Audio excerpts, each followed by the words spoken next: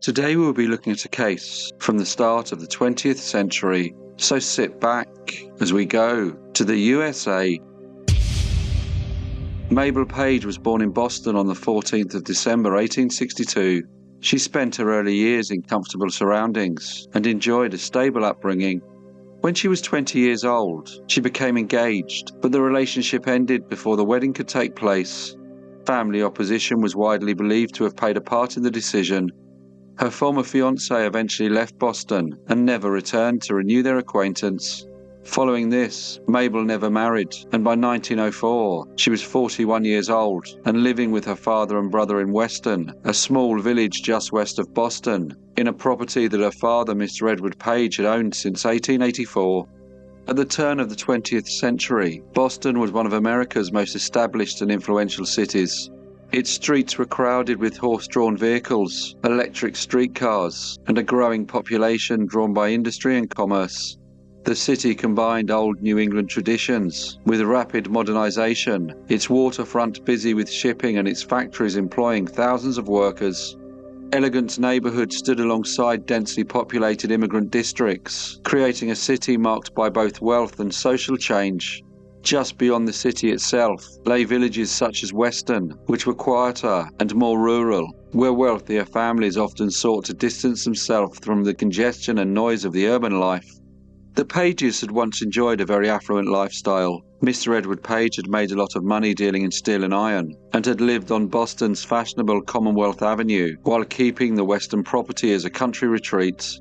However, a series of unsuccessful investments in southern railroads had eroded his wealth. By the beginning of the 20th century, the family fortunes had been transformed.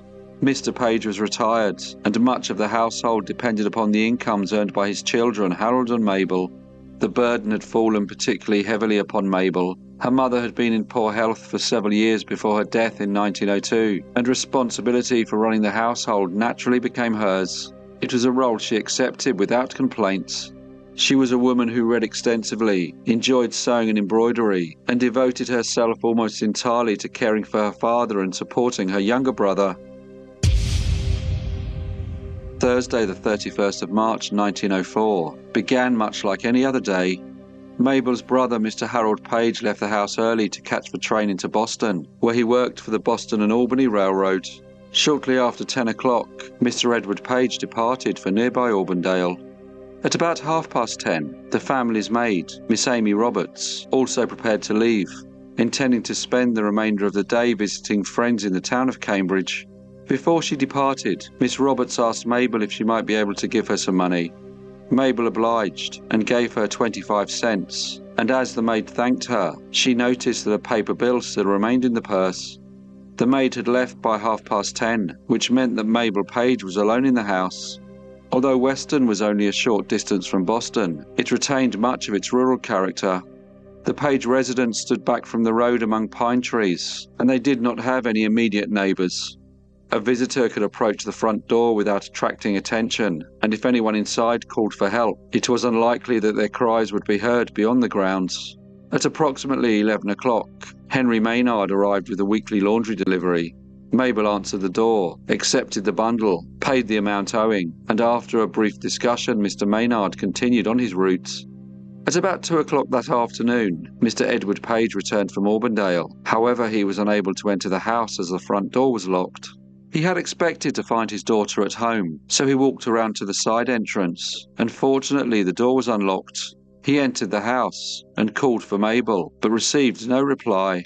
As he went into the living room, he saw a note lying on the writing table and became quite concerned. The note read, "Have just heard Harold is hurt and is in Massachusetts General Hospital. Have gone in at 12 o'clock. Will leave key of front side door with key of barn stair, and will telephone Mrs. Bennett." This seemed to be quite a cryptic message, and he wondered why the back door had not been locked if Mabel had gone to Boston. He then searched the places mentioned in the notes, but the key was nowhere to be found. Now growing increasingly anxious, Mr. Page climbed the stairs. As he reached the landing outside his daughter's bedroom, he looked through the doorway. To his horror, he saw Mabel lying motionless on the floor. She was dressed as if she had been preparing to go out. Even her hat was still upon her head. For a few moments he simply stared, unable to comprehend the terrible scene before him. Then he rushed outside and asked a passerby to run to the nearby home of Mrs. Bennett, one of the few neighbours with a telephone. From there, phone calls were made to Dr. Horace B. Frost, as well as the local police station. Officer McAuliffe soon arrived, and Mr. Page took him to Mabel's room so he could look at the body. The officer noticed the deceased woman was lying between the table and the bed, and although dressed, her skirt was missing. He saw that she was wearing walking shoes, a hat and a coat, and as he looked closer, he noticed that there was a long, jagged wound on the woman's neck. Dr. Frost was the next to arrive, and with the officer present, he examined the body. He then sent for the district medical examiner, Dr. Julian Mead.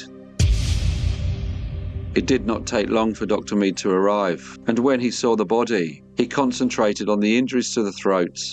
He did not undress the deceased woman or carry out a detailed examination, and he soon came to the conclusion that Mabel Page had died by her own hand. However, despite this, Dr. Mead left instructions that the undertaker should not begin the embalming process until he had returned the following day to conduct a more detailed inspection. Satisfied that nothing further required his immediate attention, he left. Later that evening, the local undertaker, a man named Mr. John Bruce, began preparing Mabel's body for burial. As he removed her clothing, he made a horrifying discovery. The wounds to her throat were only part of the story. Hidden beneath her garments were stab wounds to the chest, abdomen and back. One had pierced deeply into her heart, and it was obvious to him that Mabel Page had been murdered. Realizing the terrible significance of what he had found, Mr. Bruce immediately halted his work and alerted the authorities. By the time the true nature of the crime became clear, more than 24 hours had been lost. Instead of preserving the house as a scene of a murder investigation from the outset, valuable time had slipped away, as doctors believed they were dealing with a case of a woman who had died by her own hand. The investigation was then handed over to the Massachusetts District Police. Detectives arrived in Weston and began to examine the house. As they did, curious discoveries came to light. Near Mabel's body lay a small slip of paper, torn from the same writing pad on which she had written the hospital notes. On it was penciled a simple address, J.L. Morton, Charlestown, Massachusetts. The discovery of this second note only deepened the mystery. Detectives immediately tried to identify the mysterious J.L. Morton of Charlestown, but every inquiry ended in failure. No one by that name could be connected with the address, and neither Mr. Edward or Mr. Harold Page had ever heard Mabel mention anyone called Mr. Morton. It seemed an odd clue to leave beside a victim's body, yet no one could explain its purpose. Investigators tried to reconstruct Mabel's final hour. Medical evidence suggested that she had eaten only a light lunch shortly before her death, while the wording of the note she left for her father convinced investigators that she had written it only minutes before going to change, in preparation to leave the house for what she believed would be a hurried journey to Massachusetts General Hospital. Standing in the living room while writing the message, she would have been able to see the hall clock only a few feet away, and detectives became convinced that she knew exactly what time it was when she wrote, "Have gone in 12 o'clock." Combined with a statement from the laundry driver, Henry Maynard, the evidence narrowed the murder to a relatively small window of somewhere around noon. The state police soon ruled out every member of the Page household, as numerous witnesses confirmed Mr. Edward Page movements in Auburndale before his return shortly after 2 o'clock, and work colleagues told how Harold had remained at work in Boston throughout the day, while Miss Amy Roberts was able to prove her presence in Cambridge. The police were sure that none could possibly have returned to the house and committed a murder. The police were now convinced that Mabel Page had died at the hands of an unknown intruder. After interviewing several young men, attention began to focus upon a young unemployed widower named Charles Louis Tucker. When questioned, Mr. Tucker stated that he had spent the day near Weston Bridge, approximately half a mile from the Page residence. He claimed to have seen road workers and carpenters nearby, and insisted he had never gone to the Page house. He admitted that he had once owned a hunting knife, but denied possessing it any longer. Unable to contradict his accounts, investigators released him. The following morning, however, newspapers published Mr. Tucker's photograph as a possible suspect, and the publication produced an unexpected breakthrough. In the nearby city of Quincy, a fish dealer named Arthur J. Woodward recognized the young man's picture and informed the detectives that Mr. Tucker had traveled with him on his fish cart on the day of the murder. More importantly, after Mr. Tucker had climbed down from the carts, Mr. Woodward discovered an empty leather hunting knife sheath lying exactly where the passenger had been sitting. When detectives examined the sheath, they noticed something unusual. One end bore distinct bite marks, as though someone had gripped it firmly with their teeth. The impressions were clear enough to preserve the shape of the individual teeth. Meanwhile, officers checked Mr. Tucker's earlier statements about seeing workmen near the Page property. They discovered that the labourers and carpenters that Mr. Tucker had claimed to have seen had finished work and left the area at 12 o'clock. This meant that Mr. Tucker's claim that he had seen them during the afternoon could not be true. He was brought back to the police station for further questioning, and officers searched his home.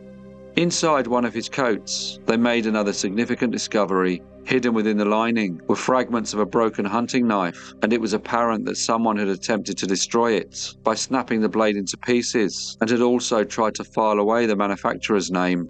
During the search, officers also recovered a decorative stick pin bearing a Canadian emblem.